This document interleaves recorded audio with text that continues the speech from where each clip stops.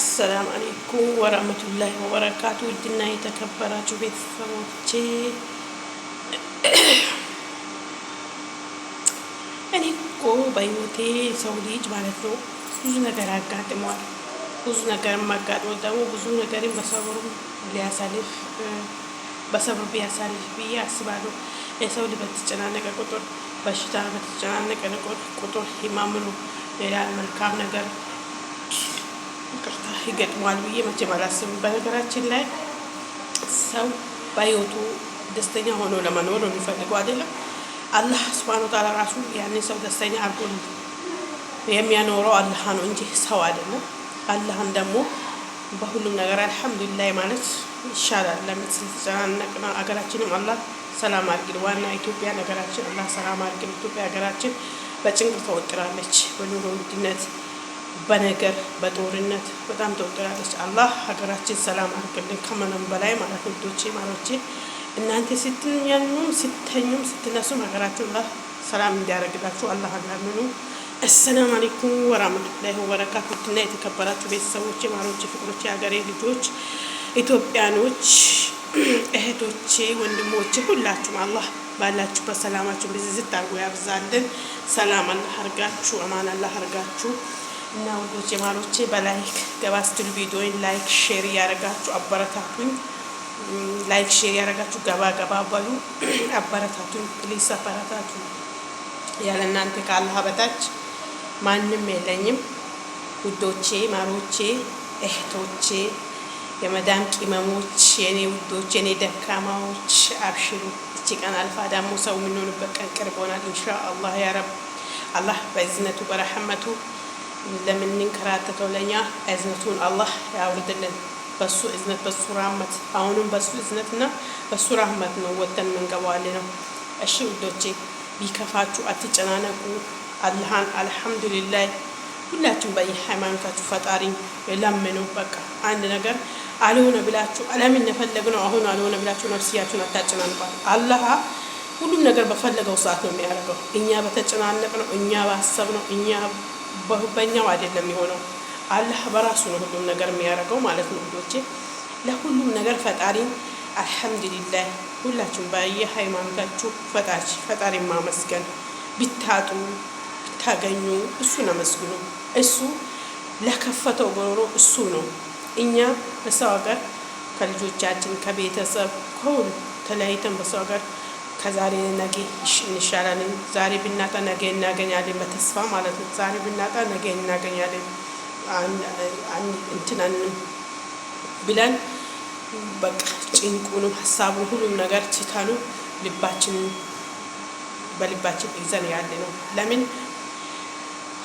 አንድ ሰው ሁሌ ድሎትን እንትን አይልም። ለምሳሌ አላህ አውቆ ነው አንዱን ሀብታም አንዱን ደሃ ያረገው ማለት ነው። አንዱን ሀብታም አንዱን ደሃ ያረገው እኛ አላህን እንድናቀው ነው፣ እንድናመሰግነው ነው።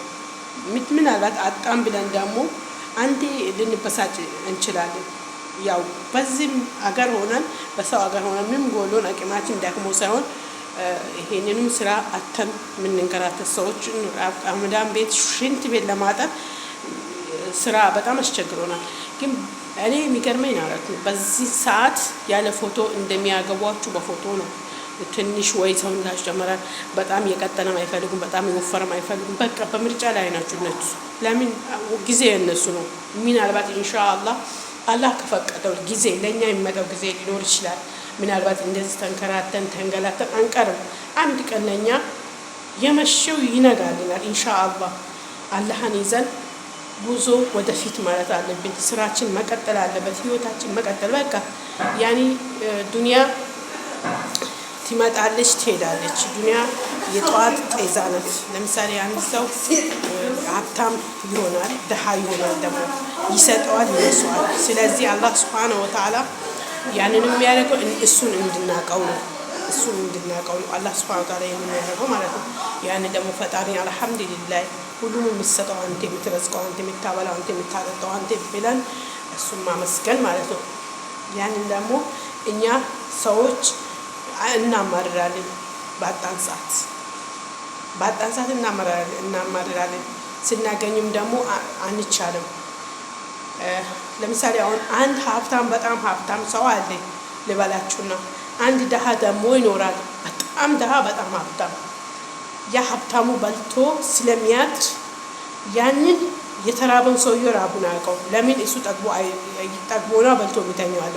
ድሃው ደግሞ ተርቦ ሊያድር ይችላል። ራቡ ይሪበዋል። የራበውን ስሜት ራሱ ያውቀዋል እንጂ ያ ሰው ሀብታሙ አያውቀውም። ራቦኛል ብሎ ቢነግረው እሱ ጠግቦ ስለበላ ማታ የዛን ሰውዬው ሳይበላ ማድሩን አያውቀውም። ለምን አልተራበማ።